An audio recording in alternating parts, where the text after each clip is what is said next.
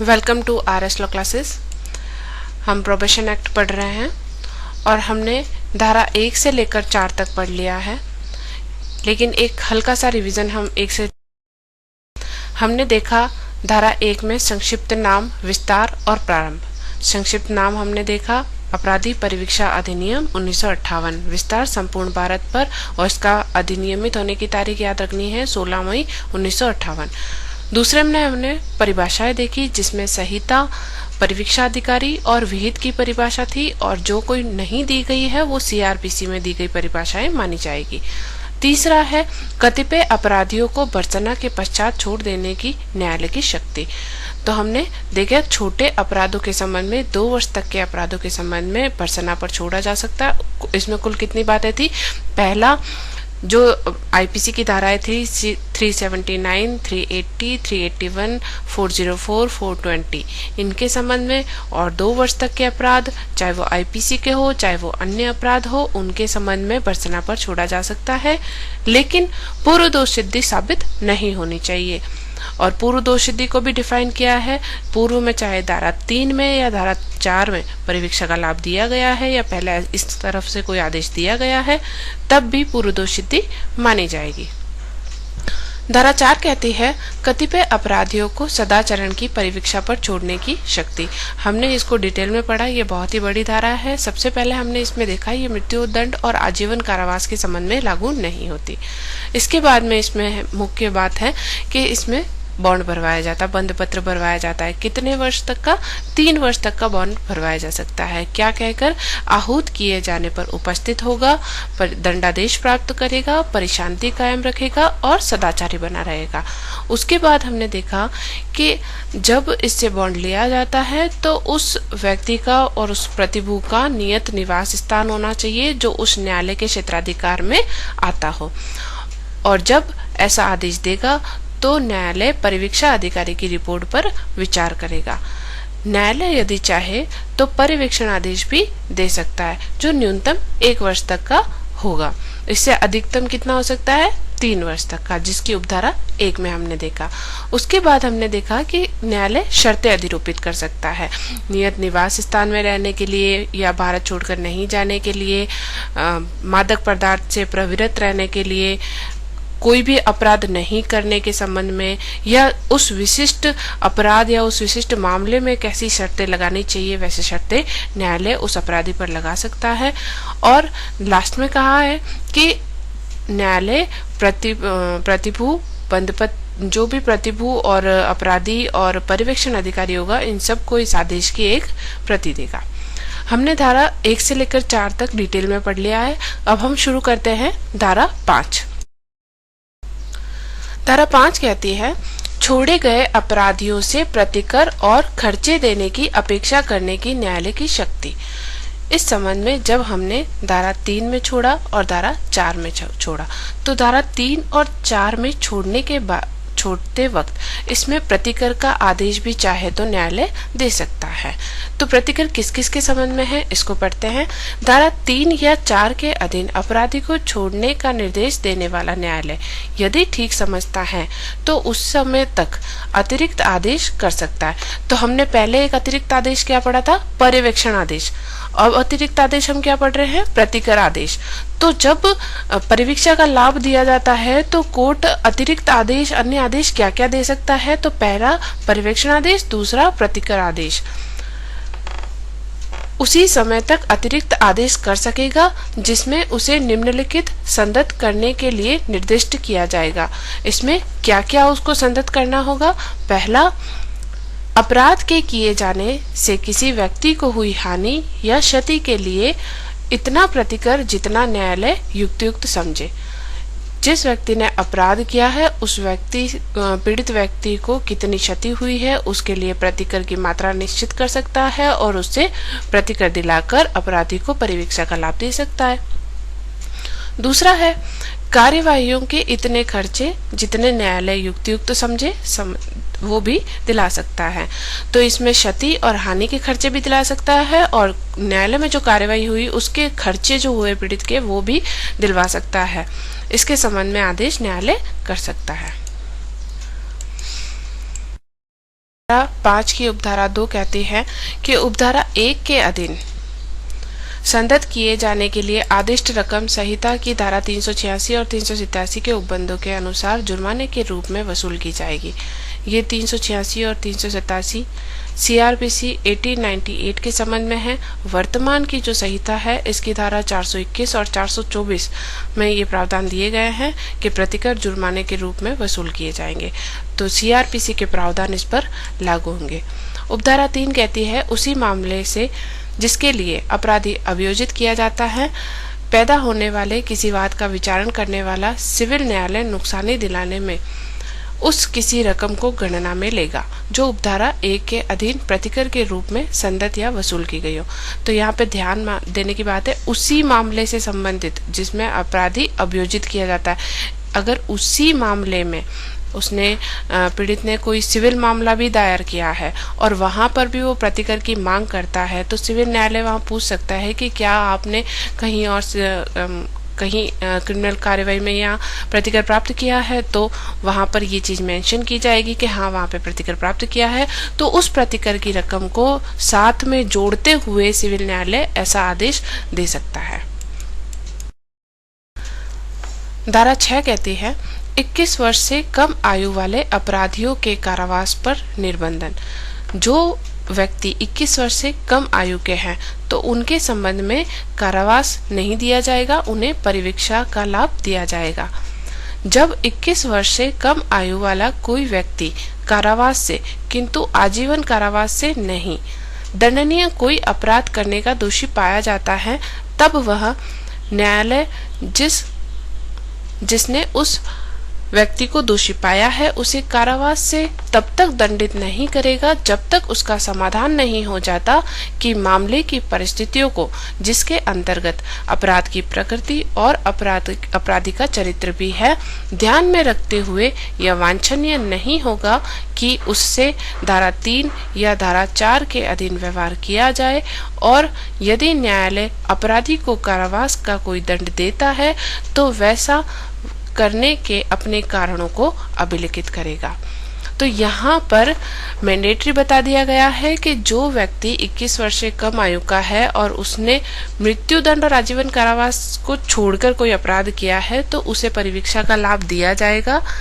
और अगर न्यायालय को ये लगता है कि उस व्यक्ति के संबंध में, उस अपराधी के संबंध में धारा 3 और धारा 4 में कार्रवाई नहीं करनी चाहिए, तब न्यायालय ऐसा और नहीं करने के संबंध में अपने कारण अभिलिखित करेगा।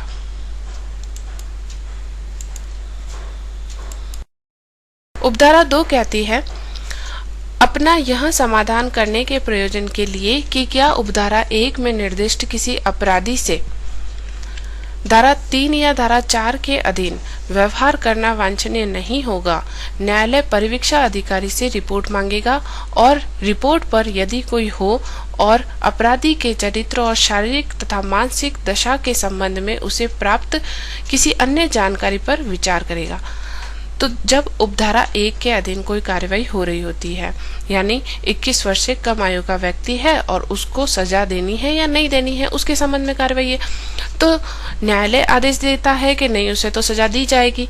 तो उपधारा 2 कहती है कि जब न्यायालय ऐसा करता है तो क्या क्या काम करेगा कि पहली बात तो न्यायालय परिवीक्षा अधिकारी की रिपोर्ट मांगेगा।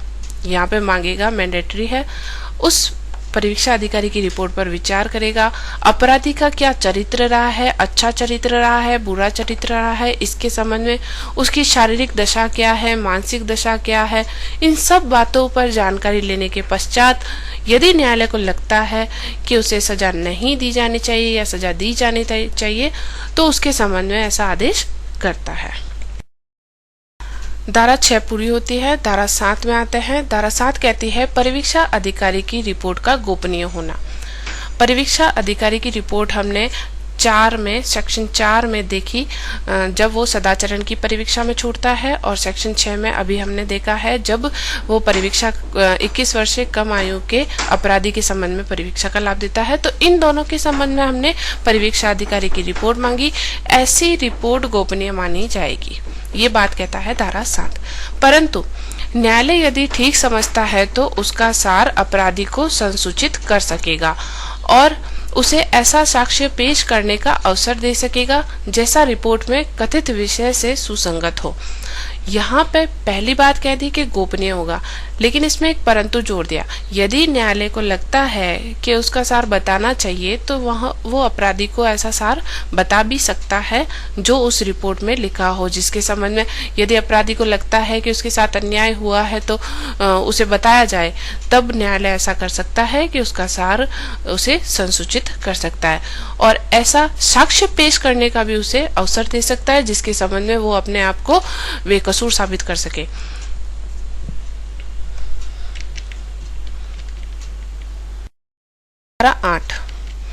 धारा 8 कहती है परिवीक्षा की शर्तों में फेरफार करने के संबंध में। जब परिवीक्षा का लाभ दिया जाता है तब उस अपराधी पे शर्तें लगाई जाती हैं। तो क्या है इसके संबंध में पढ़ते हैं।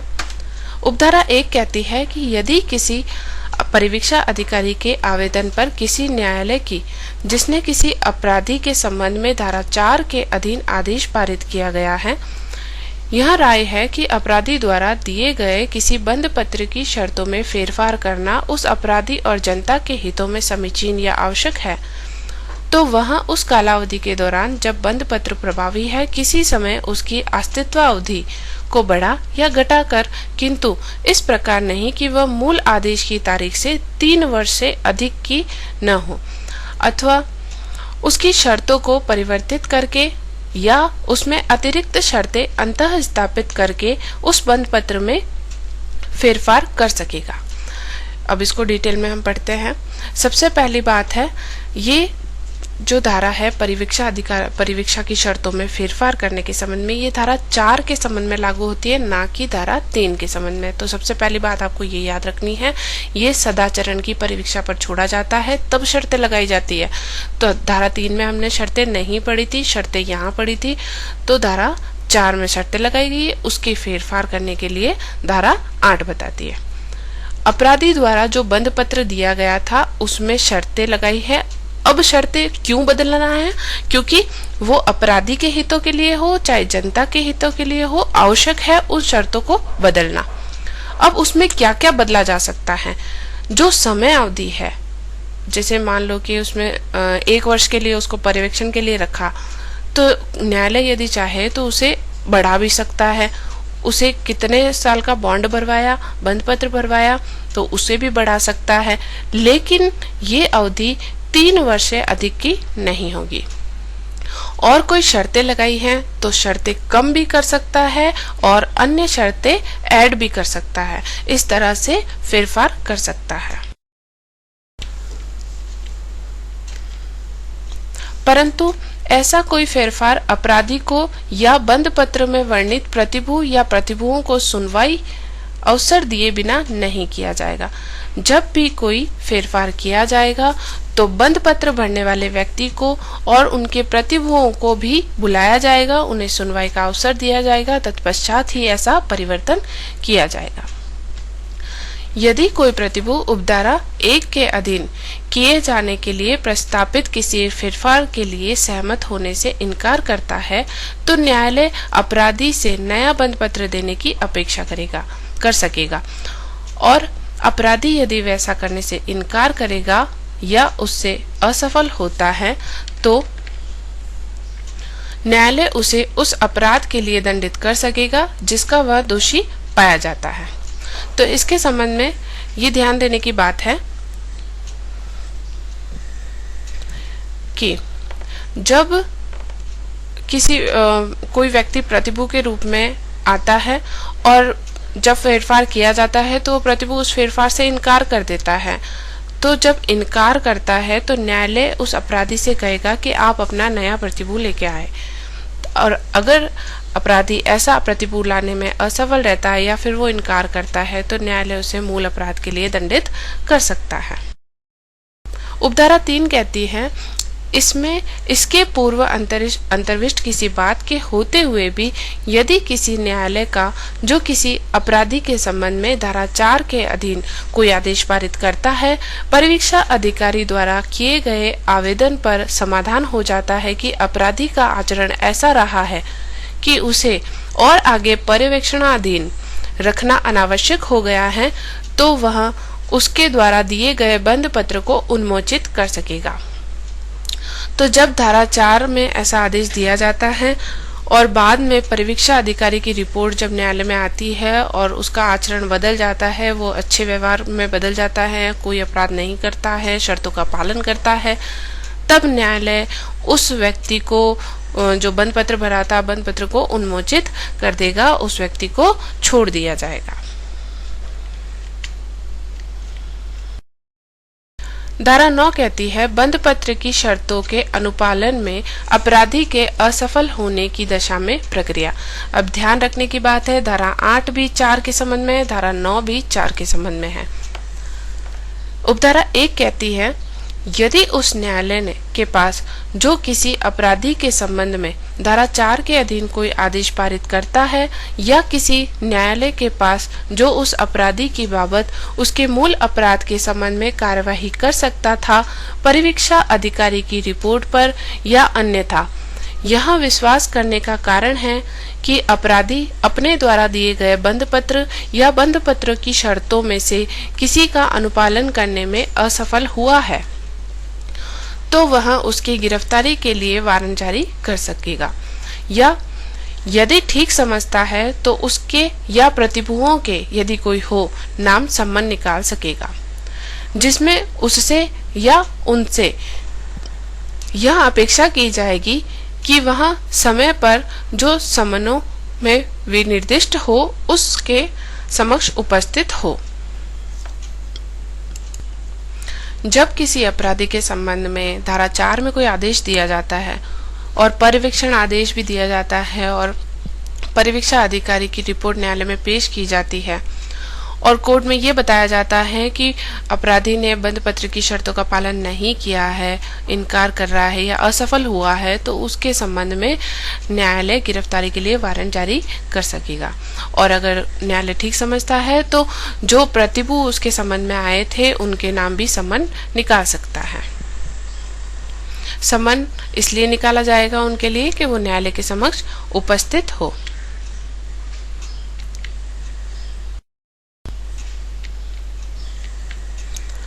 उपधारा 2 कहती है न्यायालय जिसके समक्ष अपराधी इस प्रकार लाया जाता है या उपस्थित होता है या तो उससे मामले की समाप्ति तक के लिए अभिरक्षा में प्रतिपेशित कर सकेगा या उस तारीख को जो वहां सुनवाई के लिए नियत करे उपस्थित होने के लिए उसे प्रतिभु के सहित या बिना जमानत मंजूर कर सकेगा।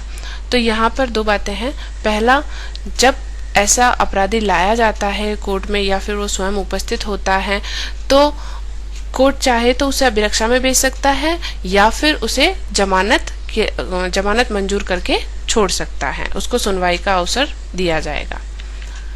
उपधारा 3 कहती है यदि मामले की सुनवाई के पश्चात न्यायालय का समाधान हो जाता है कि अपराधी अपने द्वारा दिए गए बंध पत्र की शर्तों में से किसी का अनुपालन करने में असफल हुआ है, तो वह तत्काल उसे मूल अपराध के लिए दंडित कर सकेगा। जहां असफलता प्रथम बार होती है वहां बंध पत्र के प्रवर्त रहने पर प्रतिकूल प्रभाव डाले बिना उस पर 50 रुपए से अनधिक की शास्ति अधिरोपित कर सकेगा। यहाँ पर कहा गया है कि यदि न्यायालय का ये समाधान हो जाता है कि वह बंध पत्र की शर्तों का पालन करने में असफल हुआ है तो न्यायालय क्या आदेश करेगा? तो पहला आदेश कर सकता है, उसे मूल अपराध के लिए दंडित कर सकता है। और अगर उसकी असफलता प्रथम बार हुई है और वो कहता है कि आगे इस तरह से कोई भी असफलता नहीं होगी, वो शर्तों का पालन करेगा, तो न्यायालय उस पर शास्ति अधिरोपित कर सकेगा। तो यहाँ पर कितनी शास्ति अधिरोपित करेगा? 50 रुपए। तो इस पे प्रश्न आया है 50 रुपए से अनधिक, यानी ये मैक्सिमम है, 50 रुपए तक की शास्ति इस पे लगाई जाएगी। तो धारा 9 में हमने पढ़ा कि अभी तक में कि जब बंधपत्र की शर्तों का पालन नहीं करता है, असफल रहता है, तो उसमें वारंट जारी किया जा सकता है और प्रतिभूओं के लिए समन जारी किया जा सकता है। फिर उसे अभिरक्षा में लाया जाता है। जब ऐसा लाया जाता है तो उसे अभिरक्षा में प्रतिप्रेषित किया जा सकता है या उसकी जमानत मंजूर की जा सकती है। अगर उस न्यायालय अनुपालन करने में असफल हुआ, इस बात का समाधान हो जाता है, तब न्यायालय उसे मूल अपराध के लिए दंडित कर सकता है। या ऐसा अगर उसे प्रथम बार किया है और आगे बंध पत्र भरकर वो कहता है कि मैं आगे से शर्तों का पालन करूंगा, तो न्यायालय उस पर शास्ति अधिरोपित कर सकता है। और उपधारा 4 कहती है, उपधारा 3 के खंड ख में के अधीन अधिरोपित शास्ति ऐसी कालावधि के भीतर जैसी न्यायालय नियत करे संदत नहीं की जाती है, तो न्यायालय अपराधी को मूल अपराध के लिए दंडित कर सकेगा। उपधारा 3 के खंड ख में हमने देखा, जब अपराधी ने प्रथम बार ऐसी असफलता की है तो न्यायालय शास्ति लगाता है 50 रुपए तक की, और वो 50 रुपए भरने के लिए उसे टाइम दिया जाता है, और उस नियत टाइम में अगर वो नहीं भरता है ऐसा, तो उसे मूल अपराध के लिए दंडित किया जाएगा। और धारा 10 बहुत ही सामान्य धारा है, प्रतिभूओं के बारे में उपबंध। ये टाइटल है, इसे हमें वैसे ज़्यादा महत्व देने की आवश्यकता नहीं है, इसको जनरली पढ़ सकते हैं। संहिता की धारा 122, 126, 126 क, 406 क, 514, 514 क, 514 ख और 515 के उपबंध इस अधिनियम के अधीन दिए गए बंध पत्रों और प्रतिभूओं की दशा में यावत शक्य लागू होंगे। तो ये धारा 10 को टाइटल है, हमें इसको याद करने की आवश्यकता नहीं है, ना इसमें प्री में और ना मेंस में कोई प्रश्न बनता है।